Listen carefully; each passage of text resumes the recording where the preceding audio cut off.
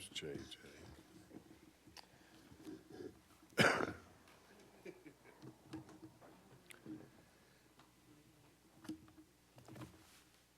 Good afternoon. The time is 4:03 p.m. This is the regularly scheduled meeting of the Public Safety Committee. I'm your chair, Dan Syme. I'm joined today by the following members. Committee member Dr. Barbara Shanklin, committee member Ken Herndon, Jonathan Joseph, Jenny Mulvey-Woolridge, Betsy Rui. Do we have, looks like that's it. Ken Herndon. Clerk, will you please read the virtual meeting language? This meeting is being held pursuant to KR 61.826 and Council Rule 5A, read in full. Thank you, Mr. Clerk. We've got 4 items on the agenda that include 3 pieces of legislation. Please note, we take up items number 2, R-036-25, and number 3, 0-08725, following the special discussion. Item number 4, R-029-25, will be held in committee at the request of the sponsor, Councilwoman Shamika Parrish-Wright. Today, we're joined by Major Kyle Fakete, Louisville Fire Department, Travis Eicher, is that all right? Good. Trevin Hunter, Emergency Management Agency, and they'll give us an overview on the Drone First Responders Program. And I have to welcome my Vice Chair, Tammy Hawkins, and also in attendance, who else? It's Kevin Kramer. Sir was my father. Shamika Parrish, and we have Shamika Parrish-Wright. Well, I apologize. We went over on time today. I'm sorry. What are we doing? Okay, Major Kyle Fakete, Travis Eicher, Trevin Hunter, if you would, come up, state your name and title for the record, and you may begin, please.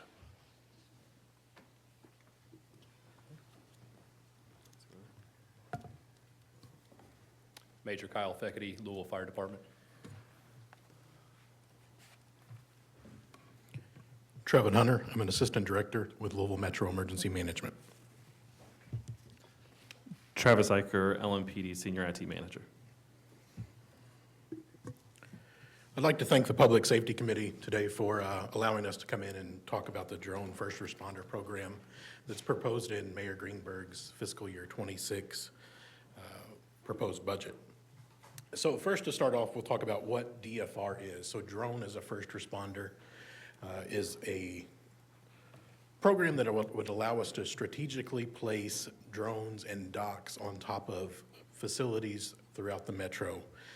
These drones would then be operated remotely, and then they can respond quickly and efficiently to emergencies or incidents throughout metro. So we're going to show you some videos of how we utilize drones today. So each of our agencies, Louisville Fire, Louisville Metro Police, and Emergency Management, all have drones in our fleet of emergency capabilities. But today we are responding to the scenes in vehicles, pulling the drone out, launching the drone, and then sharing the video stream when we're on an incident. So that's taking additional time. What DFR allows us to do is to have these drones ready to respond shortly after a 911 call is placed, and we know that the situation could benefit from having a drone there. So while we watch through this, we'll talk about some of the overall benefits that we could see from a DFR program. As we're looking at the Nulu fire here,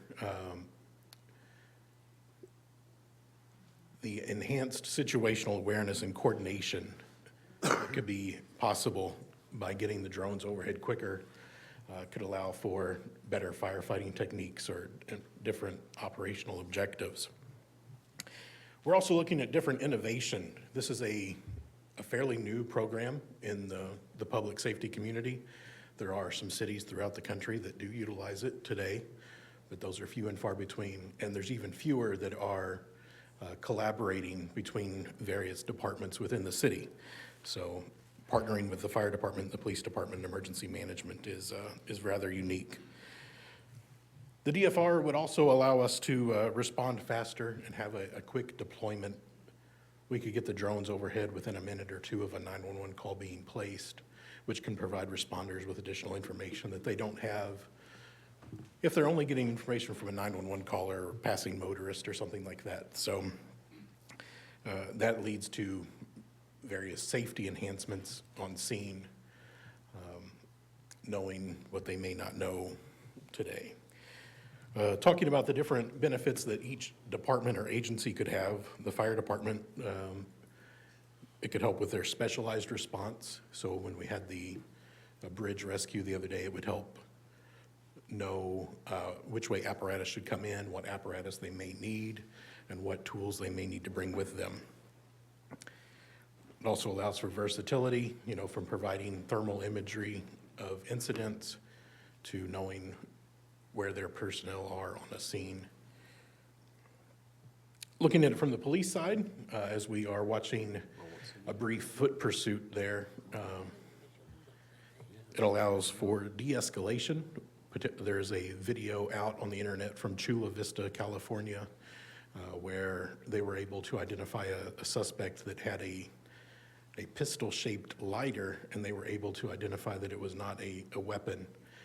That allowed them to change their response. So it has some benefits that way. And then just increased efficiency, being able to assist officers. Right now they're trekking through the forest looking for a suspect in the wooded area. And so just being able to get drones overhead to get that extra set of eyes would be helpful as well. So that's sort of the rundown. I do have some program information here, a one-pager, if anybody's interested in that. Other than that, I'd be happy to accept questions you all may have.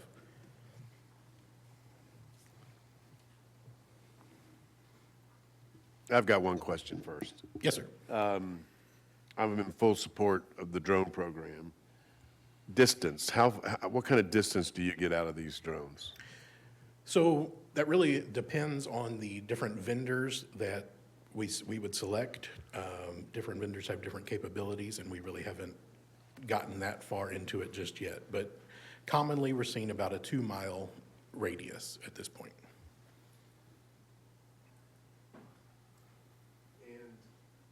Another question, drone coordinates, how do you coordinate, how do you know where they're at?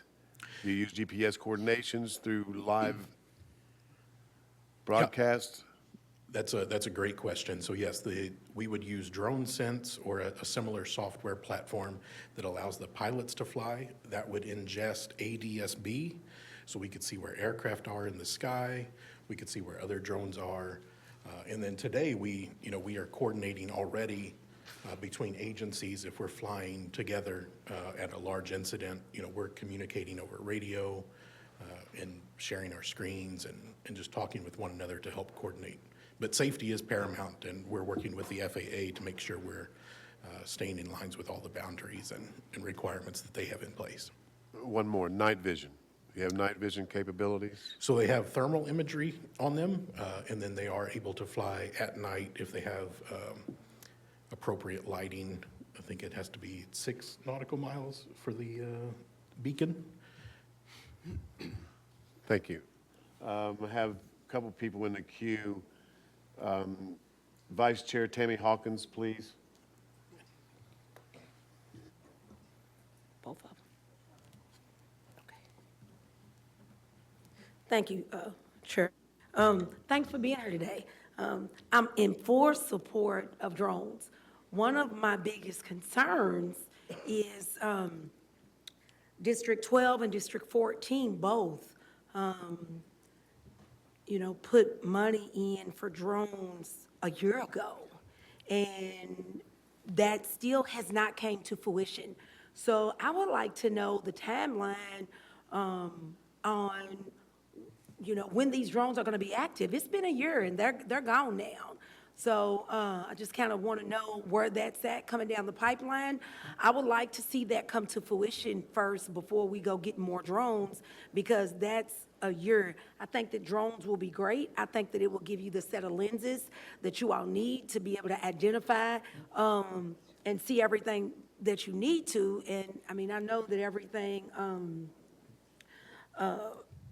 it seems, beginning to seem like it comes on a turtle in Metro government. I understand that, but this has been like a full year. So I'm just, kind of wanting to know where that's at. I don't want to misspeak. I know that, that District 12 is here, but I know he's also new. But his predecessor in District 14 both put a substantial amount of money for that drones that we haven't even seen yet. So I'd just like to know where we're at with that first. Okay. Travis, do you want to take that? Okay, is that fine? Sure. Okay, so the previous administration at LMPD really pushed for that patrol-led drone deployment, the one that you're referring to that we got some finances for last year. We have deployed several of those. We've been limited in the ability to do a full-scale patrol-led deployment. That was all 8 divisions, all at the same time. After speaking with our legal department and some others, there's a lot of regulations, a lot of red tape to get through, to get pilots trained, make sure our policy lines up with best practices in the industry, and make sure that we're lining up with what the FAA says and agencies should comply with. Several of those drones that were purchased, though, have been deployed by the 5 pilots that we have currently in the department. I can't speak to an exact number, but I think the last time I checked, we had over like 200 or so deployments with those aircraft for special events. I know, for instance, the street racing details, they were utilized quite a bit for that, and then various call-outs, barricaded subjects. Every SWAT call-out that we've done, I think for the past year or so, has had one of those aircraft accompanied. Okay, so basically you're saying that that those drones have been active? Yes, ma'am. Not all of them. I can't say all of them. We did purchase one for each division, and I think Okay. 5 of them currently are being utilized. We do have a program in place now that has some more structure. We're going to start with 1 division at a time, so the 3rd division will get the first one. They've got 2 pilots named right now that are officers in the 3rd division. They should have their Part 107 in the next 30 to 45 days. It takes a little bit to get that certificate. They've got to do some studying, take a test at Bowman Field. Once that 107 certificate has been received by them, we'll get them the aircraft out to the 3rd division, and we'll start rolling out from there. Okay, well, we met with myself and my colleague, Trish Symes. We met with Chief Humphreys, and he stated that they didn't have enough manpower to train for the drone program yet, and that's why it still has not been implemented by LMPD division. So it's can you clear that up? Yeah, the oversight is a big thing that's encouraged when you start a drone program like that. So that was kind of some of the hesitation. We wanted to make sure that there was going to be leadership in place to have oversight over that program, which led to some of the hesitancy of pushing that out to all 8 divisions without one kind of centralized unit overseeing it. It now has a home. They're in the process of, I believe, with this next budget cycle of getting a supervisor in place specific for that drone program, which will definitely help going forward. Okay, it's just a conflict that I was kind of hearing, but just if you would keep those, again, I'm in full support for the drones, but, I just would like for you to keep my colleagues in the loop on funding that was spent in their districts for those drones, because I think I can speak for the entire council, was kind of looking forward to being updated about that drone program to know if we wanted to move forward with having any more or investing any more. Thank you. Absolutely. Next in queue would be Councilmember Betsy Rui, please. Thank you very much. So my question is, so we have a limited number of drones right now. I'm glad you do have them in 3rd Division, because that does affect Iroquois Park, where we have a lot of issues with motorcyclists. and dirt bikes riding on the trails.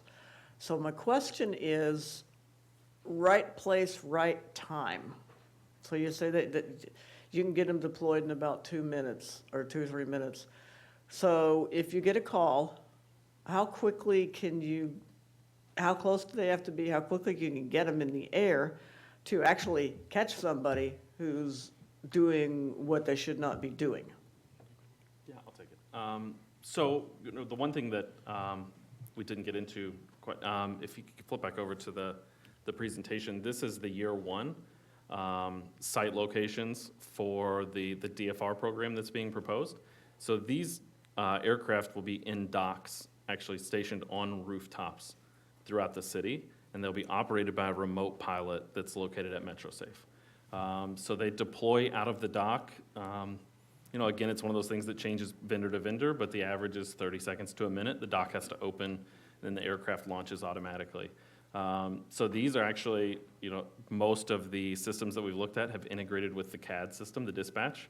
So if a run meets the qualifications of a DFR run, it will send that to the dock. It launches on its own. It starts flying towards the location provided by CAD. So at that time, it's 40 miles an hour. I think that's where we're at. So at 40 miles an hour, they'll fly a straight line to the location.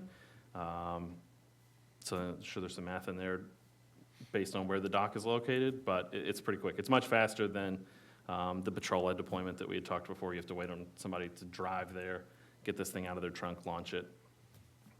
Yeah, that was my picture, so yeah, that would be much faster than popping it out of the trunk of your car and getting it up in the air. Yeah, okay, thank you very much. If I could just add to that from the fire service perspective, with the current deployment that we've got proposed for year one, it covers most of the urban services district because those are all city-owned houses, city-owned firehouses that we don't have to get into an MOU with a suburban agency. This gives us time to test it, to prove the program, and then to grow it outward. So if you can bump over to year two, we would expand it or plan to expand it after proving it into the suburban services district, and then at year 6 covers much of the city and county as we can. But from the fire service side of it, with what Travis has said, and getting that early jump of not having to drive to a scene and launch the drone, it's going to give our company officers minutes to make decisions, whereas right now they have just a few seconds. So on the way there, we've got iPads mounted to every apparatus. They'll be able to look down and see if they've got fire in the basement, fire in the attic, people hanging out of windows, and start working on what their game plan is to mitigate those hazards. So it's a huge situational awareness tool for us and a giant leap forward. Okay, so these are installed on firehouses then? Yes, that's what the proposal is on, year one would be on 8 firehouses around the city. Okay, thank you very much. Yep.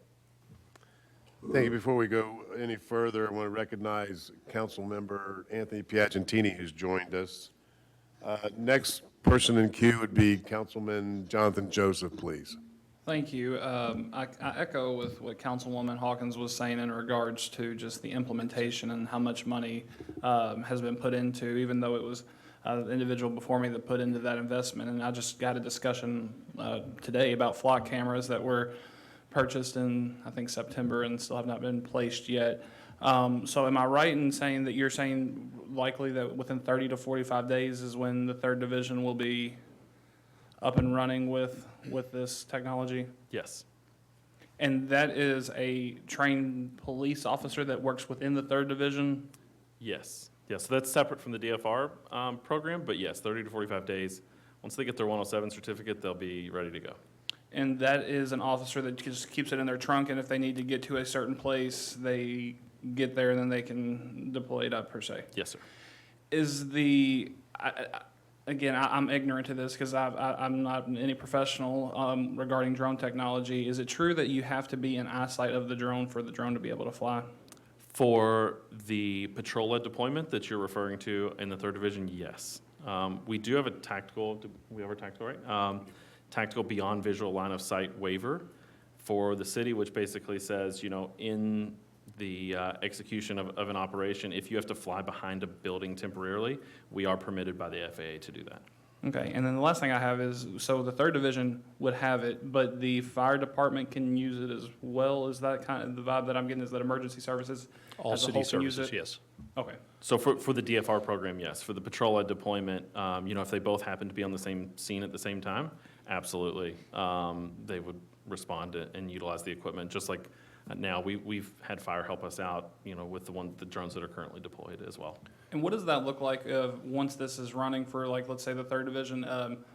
Ideally, how often is drone technology used on a day of emergency services? Do you want to talk about the DFR side of it? Yeah, so I don't have the exact numbers in front of me from our proposal, but we took numbers from the computer-aided dispatch system that we use at MetroSafe, and we sort of looked at runs that would benefit from having a drone on site, that were outside. If there's a domestic occurring inside a home, then a drone's probably not going to be beneficial. But we found that looking at 8 different sites, each one could fly about eight. 10 times a day, 8 to 10 times a day per day, yeah. from each location. So pretty regularly, from anything like a car crash to a person down on the sidewalk to a building fire, lots of opportunities to utilize the drone. And with District 12 and 14 going in on this before we switched administrations, is that for one drone specifically, or would that give third division, is it 2 drones? So with that funding, we also had some funding. The police department we put in, we were able to procure 8. We have 8 aircraft, 1 for each division. The idea for that patrol-led deployment being eventually we have multiple pilots at each location trained at each division, and every shift ideally would have 1 or 2 pilots available.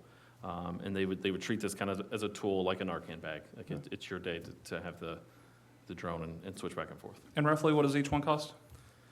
Those packages were roughly $7,800 apiece. Thank you. And that's the big benefit between what Mr. Iker's been talking about is his patrol-led deployment and what we do, where one of us has to drive to a scene and launch. With what we're proposing, or what the mayor has proposed in the budget, is that drone first responder. It's 2 totally different things. And with DFR, they're in docks and can be there within just a couple of minutes.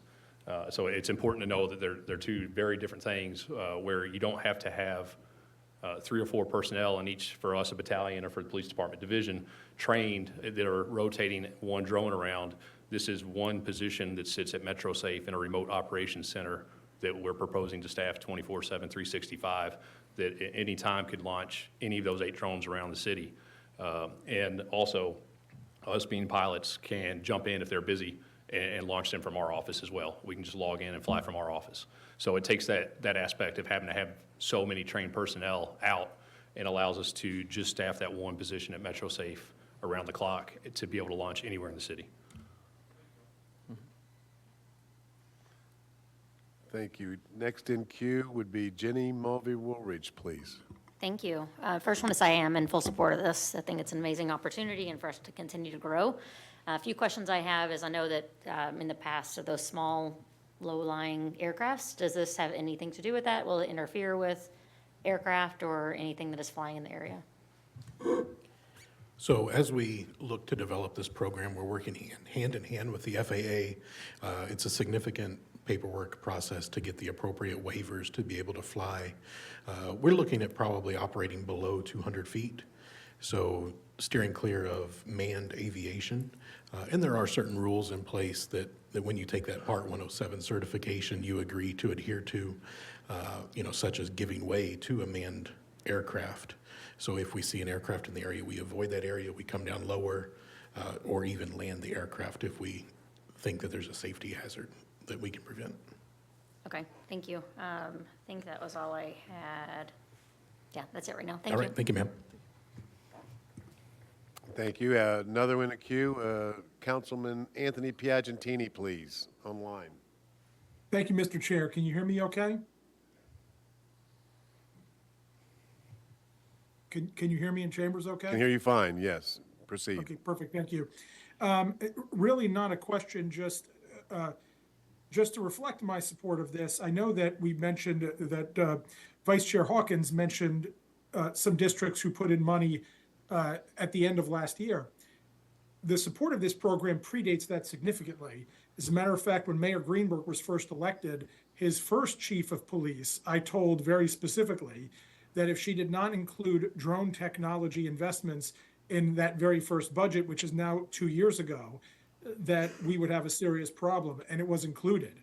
So there have been years of investments in and support from Metro Council for the use of drones, and I'm a little frustrated that it's taken this long to get it up and running, but I'm glad to see that our current chief has given this a much more a much higher priority and is finally have a strategic plan to roll this out and not just do so, you know, here and there and piecemeal, right? Deploying this is complicated. I think the comments and the presentation about how difficult this is, the red tape involved with the FAA is all appropriate, and we need to have a coordinated effort regarding it. I would also remind everybody, I know we talked about starting within the Urban Services District, and I know we talked about starting on top of Louisville Fire Departments for the one type of drone program. Public safety, Louisville Fire is a USD-funded function. Public safety is a county-wide funded function through general metro taxes. And although I'm fine with starting in the USD to validate this, I think let's ensure we're not thinking about this as a Louisville Fire function versus a general public safety function, which is something that we owe to every resident within this community. And we make sure we deploy it far and wide across this county as fast as possible. So thank you for the presentation. I'm very happy to see a more coordinated and thoughtful strategy in deploying this. But yeah, this council has been funding this and supporting drone technology and any technology really to support public safety for years. And I'm glad to see us finally getting off the ground. Thank you, Mr. Chair. Thank you, Mr. Pagentini. I have a couple more questions. The no chase policy, how does that play into drone activity and apprehension? Travis, are you able to speak to that? I'm not able to speak to that. That's not, that is not something that's been discussed yet internally. I'm sure as we develop the policy for DFR, that will absolutely be addressed. Is that something that an ordinance is going to have to cover, or? I can't speak to that. I'm sorry. What about apprehension? When you see these guys, and I'm concerned about these ATV gangs we've got going up and down Dixie. You find one, you see one go up into a garage, you got it on film, what do? Has that got to be worked out?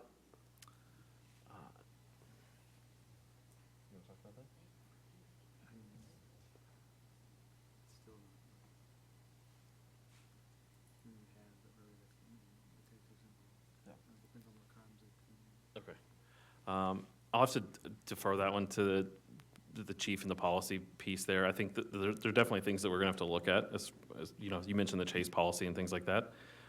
As far as the ATV things, we did, one of the videos that's included in there is us doing a test of one of these aircraft before we purchased, and we're able to successfully follow one of those throughout the forest at the boat docks at the Greenwood Boat Ramp. So I think there's definitely an opportunity there for this.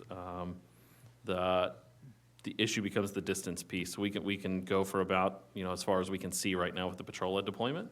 The DFR deployment, we've got about 2 miles. There's definitely some coordination also with other docks. So one launches and is able to follow them, you know, down Dixie Highway, for instance. If another one can pick up and take it from there, that's possible as well. As far as the apprehension piece of it, I can't speak to the legalities of using that specifically for apprehension. If you've seen them witness a crime, I would assume you would be able to operate off that. I know historically we've used it for street racing, which seems like a very similar issue. So we were able to videotape doing burnouts in a parking lot and then station a traffic officer down the street that was able to apprehend them as they left the parking lot safely. And this video is, we can include that in convictions, in court cases. It's admissible? Yep. Yes, I'll let yes, step up. Officer Roeder. State your name. Officer Stephen Roeder. I was actually there during the apprehension of those vehicles. For the legal side of things, I just want to say this isn't a surveillance tool. We're not going to use this to do any type of investigative surveillance. Now, when we're out doing like the traffic points and they're on public roadways or in a public park, like you stated, doing burnouts, or maybe they're on the Great Lawn doing burnouts or whatever, we can use that to use the tool, the drone, to follow them, and that can be used. But I don't want that to get kind of watered down and turn it into a surveillance tool, because our policy states that we will not use that. So I don't want people to think that that is going to be used. So that needs to be stated as well. Just as we move forward with this program, both programs, both the patrol-led and the DFR program.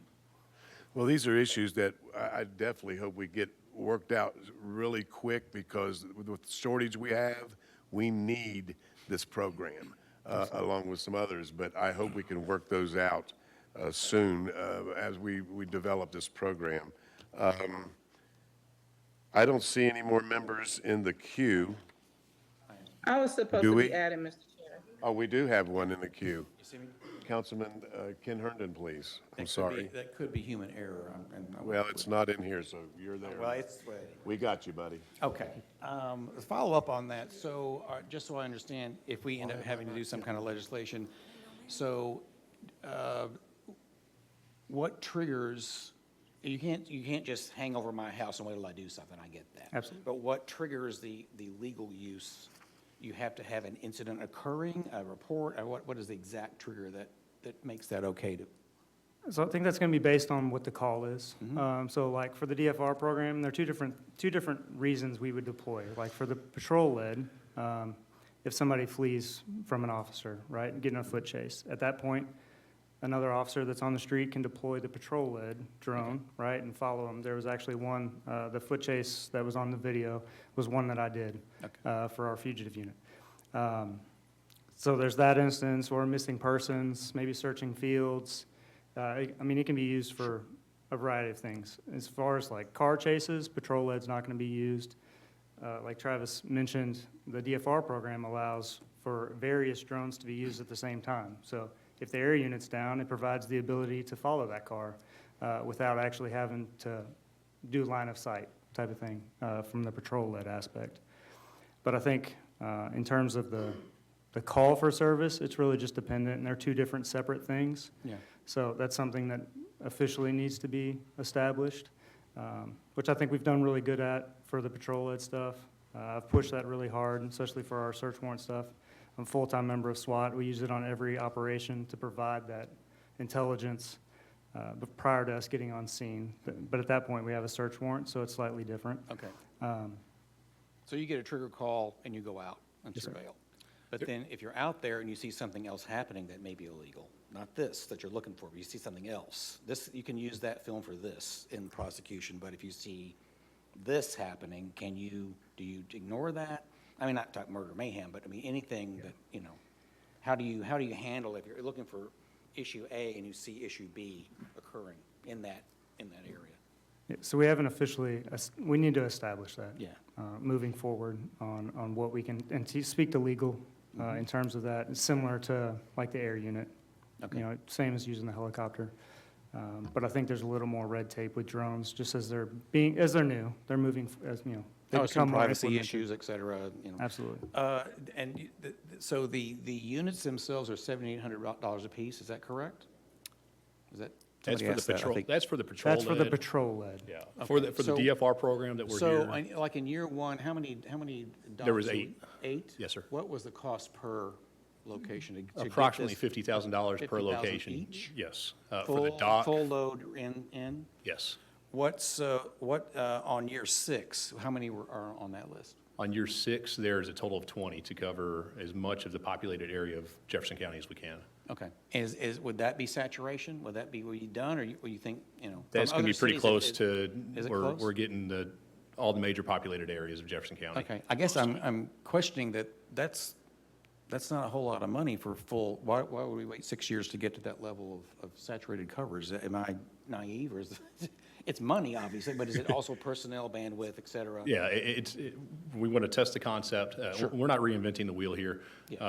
Within the last year, there's been several significant leaps in FAA regulations that's allowed us, with the 200-foot number that's been mentioned, we're modeling that after NYPD's program. So NYPD received a waiver last fall, and we were able to, as our group, go to New York in December and talk to those officers and talk to the people that got that program up and running and learn, the pros and cons of it, how they set it up, and pitfalls to avoid. Okay. So that's where we're starting with 8, but we would like to quickly scale that up. So at what point in that 6-year process would you determine that, yes, we want to do this, we want to go for broke and do 20? At what, do you know? As soon as we get the funding for it, sir. Well, I mean, so are you already now entering this program? You're convinced we need to get to year 6 with 20? We think is absolutely what the future looks like. So, we just need to make sure that it's what's right for Louisville Metro as well. Yeah, that's not to me, that's not a big ticket item for considering the coverage and the tool, the value of this tool in law enforcement, that just doesn't seem like a. And just to clarify, that's $50,000 per year, per site. Per year? Yes, I sir. see. Yeah, it's a subscription base. That's a little different, but Yeah. nevertheless, it's a lot different, but nevertheless, it seems like a pretty good investment, considering the enhancement it would give. Absolutely. Okay. Also to touch on, there's a transparency built into this with every major vendor that we've looked at. We've talked about the surveillance side of it. Every flight gets logged and will be available on a public-facing dashboard. So if you are worried about a drone flying over your house at 3 o'clock in the morning, you can go see where it was launched from, roughly where it was going for privacy issues. It'll give you a rough idea of where it went and a general idea of what it was there for, what the disposition was. Another minor thing, do you ever send more than one to one incident, more than one drone? We do. In case you want to chase more, you want to follow more than one or whatever? From the fire side, we do on multiple incidents. We'll put them on different sides of large buildings where we partner with EMA or with our pilots, where we can, instead of having a drone orbit and only seeing one side of the building at a time, we can put it on 2 opposing corners and have a total 360 all the time for our incident commander and our officers to make decisions. Same question to police. I mean, if you have a peel out party and you want to try to chase more than one, is that? That's based on how many pilots we have on Yeah. scene at the time. Okay. There's been only a handful of times where we've had multiple pilots on scene, because at the same time, when we have a search warrant per KRS, we use the indoor drone as well, as long as it's in the search warrant. Sure. So it's based on how many pilots we have on scene. Okay. I think it's an invaluable tool that I'd support. I just would like to get us to saturation faster if we think it's going to work well. So thanks. Thank you. Thank you, Mr. Chairman. Thank you. I have one last question for the sake of time. Shamika Parrish-Wright, please. Thank you, Mr. Chair. The good thing about waiting till last, you hear a lot of your questions answered. So thank you all for being so thorough. And thank you for, showing the distinction between, legalities, intelligence and surveillance. Those are different things to different people. And then also covering the privacy thing. It was good to hear about the public-facing database that will let people see the flight patterns. Because my other question was, if I was a trained officer and say I wanted to just launch it to follow someone, it seems like there's some kind of tracking for that. Like the officers have body cams, right? So there's some built-in privacy and protection. And I guess my question is around. Is it one officer per, because I heard you say $50,000 per site, right? So for the 8 firehouses, is that $50,000 a year to run those from those locations? Or is it to set it up and everything? That's correct. So it's $50,000 per year per site. Okay. And we just have to get the drone to the roof, and then the vendor will take care of the rest. And that's each vendor we've talked to, that's what they've told us. And that $50,000 is dependent on which vendor we go with. Obviously, we're not to the point to get RFPs yet, but that's the price range that we're looking at. No worries. I run a nonprofit. I definitely understand that that part of the bid. How many pallets are you looking at? I know you said you're going to roll out the first 8. How many pallets per drone, or I know it's going to be in your Metro Safe. How do you plan to operate that since it's going to be 24/7? We would need 5 people to staff that position 24/7, 365. That's, Okay. yeah, we're looking at 5. Okay, all of this sounds good. Drones are already in use. This is going to give you more capability to address things. Hopefully, less accidents and things like that as it is, should be less traffic, right, in the air. My last question is about, how will we let the communities and the neighborhood folks know? Like, we're tapped in because it's our job to be, but if a firehouse in my neighborhood was getting one of those, what is going to be the rollout plan for the community to know what they are, what they're doing, and how they can access the public facing data? So we actually want your all's help as stakeholders in this to be invited to any of your meetings with your constituents so that we can address any concerns they have, let them have the same information that we're having out now, and get it out in the open. So that would, if you can help us by including us in anything moving forward, we'd be glad to come and speak to your members. I definitely will. And then will there be signage? So will there be signage around, like, will we know which firehouses? I'm just thinking about people who, you talked about it won't be just hovering over people's houses and things like that. And because the technology is new, for instance, we have a doorbell here at our business, and someone knocked it off and said that it was sending electrical currents through the concrete. Now, that probably was not happening. But when people don't know about technology, they make a lot of assumptions. So what is your thinking around that kind of signage? So people know that there's a drone, a DFR in usage in that area, besides our community meetings, and you're definitely invited to any of mine. But what else are you thinking about as far as awareness with the community? Honestly, we've not gotten to that point in the project yet, and it's something I've just written it down for us to consider moving forward. Okay, thank you. Thank you. No other speakers in the queue. Do any committee members have any additional comments? No. Thank you guys for showing up.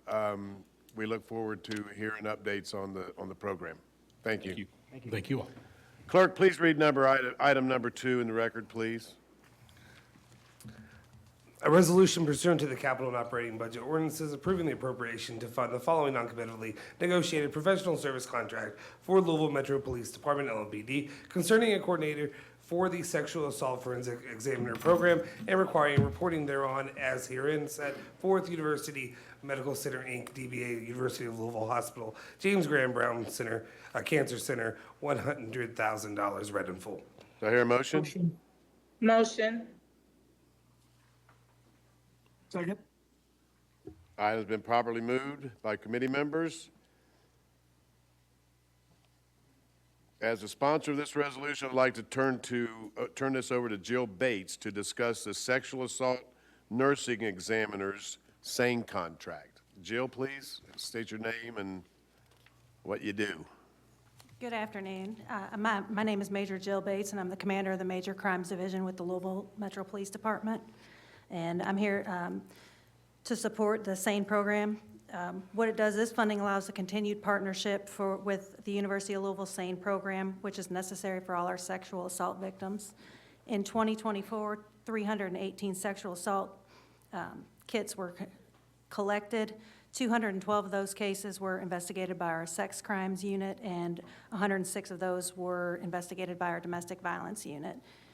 Currently for 2025, we have had 120 sexual assault examinations completed, 59 being completed by our sex crimes, being investigated by our sex crimes unit, and 61 by our domestic violence unit. The SANE program is, there are experts. They provide us evidence with DNA. They treat the sexual assault victims, and they are our expert witnesses to testify in court regarding sexual assaults.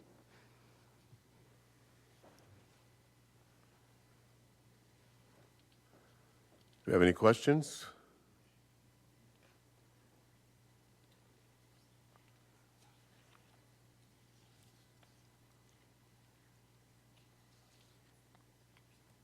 Hearing none, this resolution requires a roll call vote. Clerk, please open the roll call. Huh? It's a resolution? Be a voice? Voice vote then. All in favor, say aye. Aye. Aye. Opposed? Resolution passes. Thank you very much. Thank you. Clerk, please read item number 3 in the record, please. An ordinance amending sections 123.01 through 123.06 and sections 123.32, 123.35, and 123.99 of the Louisville Metro Code of Ordinances, LMCO, regarding regulated property and restricted metals, read in full. Do I hear a motion? Motion. Motion. The item's been properly moved and seconded. Councilman Kramer is the sponsor, and sir, you have the floor. Thank you, Mr. Chair. So for folks who have been following this, the sale of metals that were functioning the way they were designed to function as scrap metal has increased. So what's happening, we have a new problem. The sale of metals in that condition has been a problem for a while. You remember when people were tearing up air conditioners to get at the coils? People were going into abandoned houses and cutting out the copper pipe. Our most recent spate is folks are actually standing in the bed of a pickup truck, cutting cable at the telephone pole, driving their pickup truck to the next pole and cutting it, wrapping it up and throwing it in the back of their truck, only to find out that in some instances they've actually cut fiber optic cable instead of copper, in which case they leave the fiber optic cable on the ground and drive away. If it's copper, they throw it in their truck, take it home, burn the sheathing off, and then take it in and sell that for scrap. The same as, when we addressed this originally, I was a sponsor of this ordinance a number of years ago. When we addressed this originally, we worked together with the scrap yards to try and figure out how do we identify folks who are trading these products that are actually still, that left in their condition would actually be working the way they're designed. And we thought we had it. We were looking specifically then at downspouts and air conditioners and things like that. Since then, we've had this situation with the copper wire. So we're back at it again. In the interim, there was work done on this ordinance that inadvertently watered it down. So it made it more difficult. So we're trying to strike a balance here.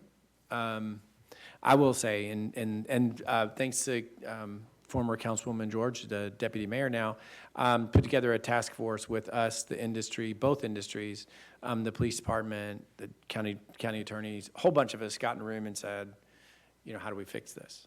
I'm bringing forward today an amendment to the ordinance that addresses the concerns. My goal would be to pass it out today.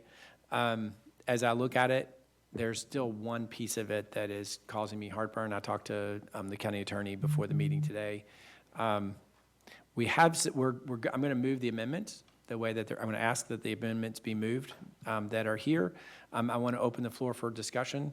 The councilman sitting to my left has already pointed out that we only have 10 minutes left, and I've already wasted 3 of them. So I'm not sure what that's going to do as we push up against the end of the meeting, but I do want to get this on everybody's radar. I really want to get a vote on the amendment today, and then we'll see what we can accomplish beyond that. If we can get a vote on the entire ordinance, moving forward is I think a good idea. If we can't get to vote on the full ordinance today, I do think there's room for discussion around some of this. So it won't cause me any heartburn if we're not quite able to get there. But I really would like to get the amendment passed just to get it moving forward. So I'll say that up front before we start. I also want to say, and again, I want to say this publicly, I've said it to everybody I've been working with so far, both in the task force and when I met with each of the groups individually. My goal is to have an ordinance that folks who are trying to follow the law and trying to do the right thing can do without so much heartburn that it becomes almost impossible. And my fear is if we create an ordinance that regulates everything so tightly, what'll happen is the people who are trying to follow the law will look at it and say, I can't do this, right? I either quit trading in scrap metal, or I just kind of ignore the things I can't do. Once you start ignoring one piece of an ordinance, it becomes easier to ignore every other piece of the ordinance. So I don't want to put my folks that are willing to work with us in a position where that's kind of what they feel like they have to do. But at the same time, we can't continue to the situation we have now, where people are cutting copper and taking it in for recycling. And we have to acknowledge, and again, I've said this in every meeting I've been in, we have to acknowledge that this isn't just about copper. It's affecting the telecommunications industry because they're cutting down their copper that they use for the internet, but they're also cutting out copper from our KYTC. They're cutting out copper for streetlights. Drive down the Southwestern Parkway, and you'll notice there are no streetlights that are functioning there. And that's because every bit of copper's been pulled out of those poles. So that's a problem. But at the same time, they're cutting fiber optic cable, which does them no good whatsoever, and yet it puts whole segments of our population without access to the internet until they can get back in and fix that. And it's much more expensive to repair fiber optic cable when it's been cut than it is to repair copper when it's been cut. So it demands us doing something. So that's why we're here today. It demands us doing something. We've got an ordinance here before us that I think moves us in the right direction. And I want to make sure that we're taking this seriously and moving this forward. So all of that said, if I could just go through what the changes to the ordinance do, and then I'll happily answer any questions, and I'll ask that someone make a motion to amend. Okay? So here goes. In Section 1, what it does is it changes the Department of Specialty Permits and Licenses within Louisville Metro Government, changes the definition of who that department is by name. It changes definitions within the ordinance to include electrical wire, highway wiring, telecommunications wire, and other infrastructure wiring. It adds infrastructure wiring to regulated property. It addresses the fact that scrap metals of all sorts need to be considered, need to be looked at in terms of regulated property. We just need to figure out what that looks like. We can't name every single item we want to regulate. It's just, my gosh, because when we do that, we'll come back in a year and have to name new things. We have to find the right language around that. It does require local licensing, which I think is really important. Right now, if a scrap dealer is not doing what we require them to do, we can't withdraw their license. They have a state license. If we require them to have a local license, then we can withdraw their license if they're not following our ordinance. And I think that's really important. Sections 3, 4, and 5 talk more about the licensing and the application process and what that would require.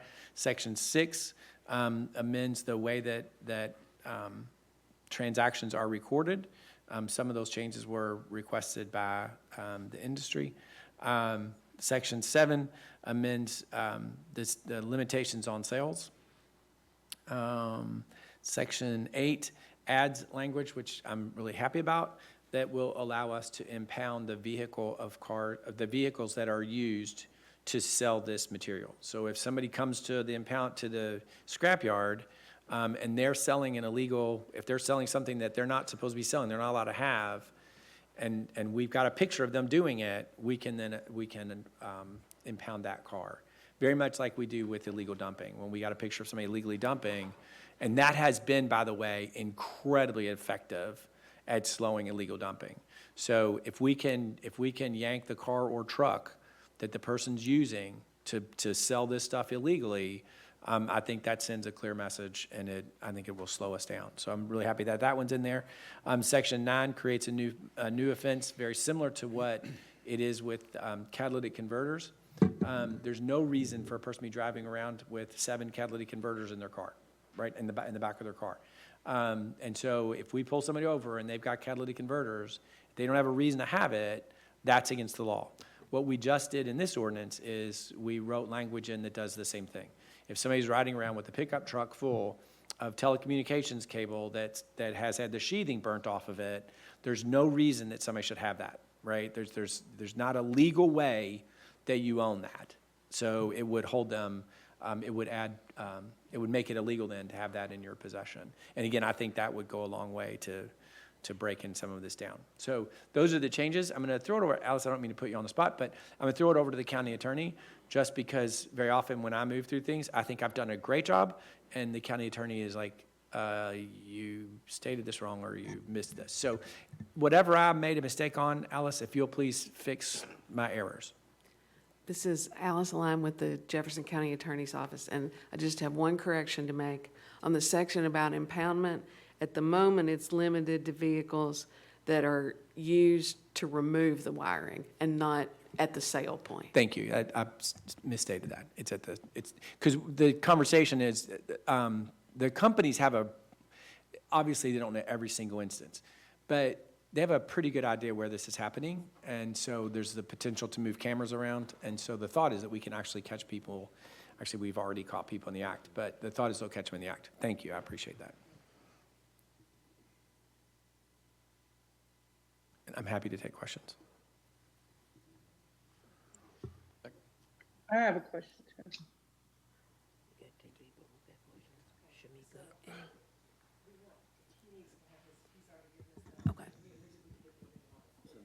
Okay, I'll make a motion to amend the ordinance that's on the floor. Second. Okay, so then you got Shamika. The amendment's been properly moved and seconded, and we'll call for a voice vote. All in favor, say aye. Aye. Aye. Nay, and against, nay. So the amendment passes.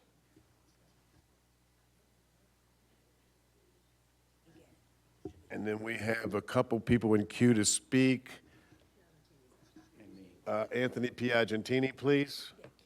Thank you, Mr. Chair. I'll make this very quick. I'm in full support, but to be super clear, for example, 2 catalytic converters themselves put you into felony theft.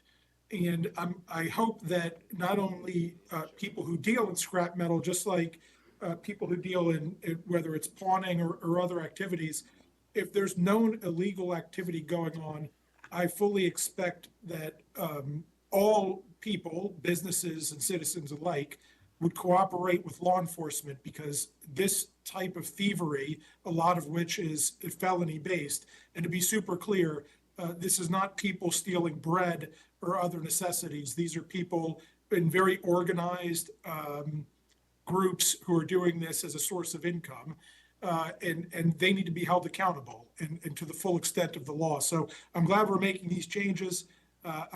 We should use every tool in our tool belt to stop this, but I'd also encourage LMPD, if they're listening, and state law enforcement and others, to ensure we are holding people fully accountable for this thievery. Thank you, Mr. Chair. Thank you, Councilman. Have Councilman Ken Herndon, please. I showed up this time, good. Question, you said about if someone is in possession of the wire that's been burned off, the possessor, what about the buyer? Should they not know what that is and where it came from and not offer to Yes. purchase it? Is that?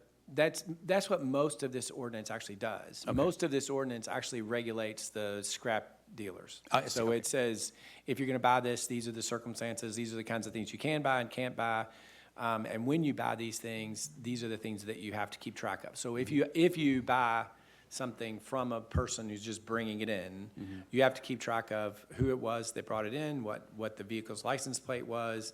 You have to get information from them, and then you have to report that to us, so that if we know that that's stolen, we can go after the person who tried to sell it to you. And they should be able to tell when they get it, where it came from because of the condition or the shape, I mean, is that correct? That's the Ish? premise, yeah. The idea is that, telecommunications cable is fairly identifiable. The problem is that once you burn the sheathing off of that telecommunications cable, you can't know where it came from. So you can't know whose it was. So you can't say, you stole this from Charter, for example, because the sheathing is where that was identified. You can certainly still tell that this is burnt cable, and you can tell that they burnt the sheathing off. But that's probably a little bit vague, that it wouldn't, okay. Yeah.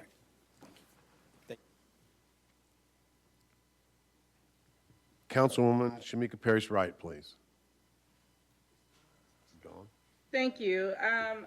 I just wanted to know, I heard you say you talked to several people, if you talked to people in the industry, and kind of what Councilman Piagentini said. If I don't know nobody who rides around with 7 catalytic converters, and so there's obvious signs. I just want to make sure that the good people that are doing that kind of similar work? Because I've seen people call for demos to their houses and things like that, and they give scrap and things away to people. I just wanted to make sure, and it sounds like you covered it, there's some safeguards in for people who actually do that for a way of earning a living, but they're doing it the right way. And and not to say you didn't mention it, I just wanted to hear that. If I may? I wanted to hear that there's some safeguards in place for people who actually use it and are doing the right thing for the way that they earn a living. So there are people who go in who are paid to like gut or demo or remove things from people's properties or houses that they're renovating. Just making sure you've spoken to industry people and people who actually do that, and making sure that this doesn't, hurt people that are trying to do the right thing.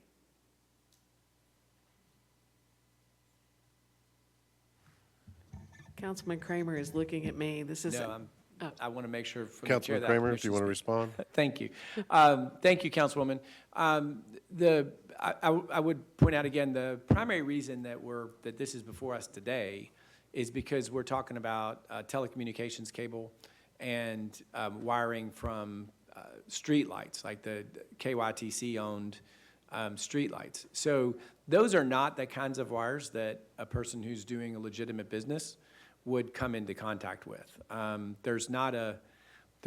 You wouldn't have a person who's going out and pulling these wires off of or out of conduit and then selling it as scrap. That wouldn't be a normal thing to do. Now, if there is a section of cable that say AT&T was removing, then there is language in the ordinance that provides that if the person who had the cable and was using it, if they intended for it to be sold, then there is a provision in there that allows for either the owner or with documentation, somebody who has that wire to be able to sell it. So if you hired a company to come in, remove wire from a couple poles where a new neighborhood's being built, they would have the documentation they would need in order to be able to sell that. So that would not be a problem.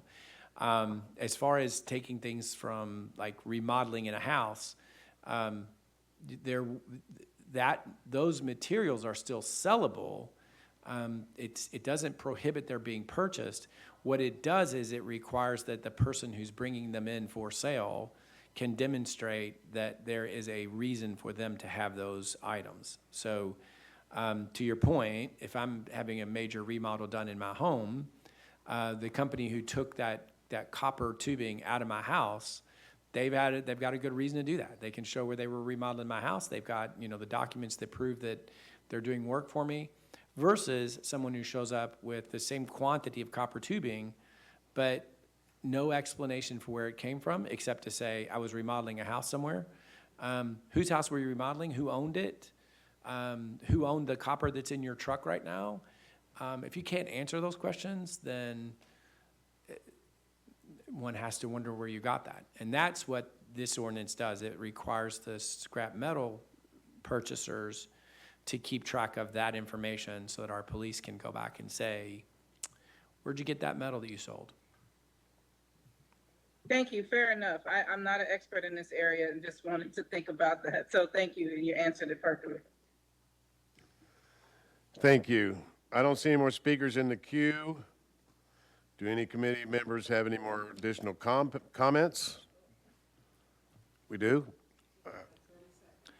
Yeah, there have been several questions raised about the inconsistencies between state law and some of the definitions. I would like to have an opportunity to work with Councilman Kramer to get to a yes vote, and I want to make a motion to table this. To table it? You want to table it? Okay, Yes. we're going to vote on it.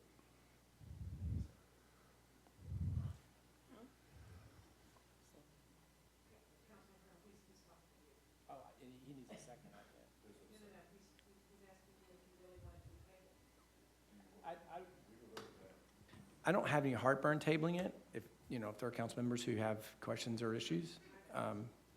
Do we have any members who have any questions? JJ does, for sure. We have no more in the queue. This ordinance requires a roll call vote. Clerk? I can make a second to table that. JJ, you Second do it. want to table it? Yes. Oh, you do? Okay, are we getting a second then? I'll second that. Okay, the motion's been seconded, so the item's been tabled. You need a vote, but. Item, okay, I need a voice vote to table the item.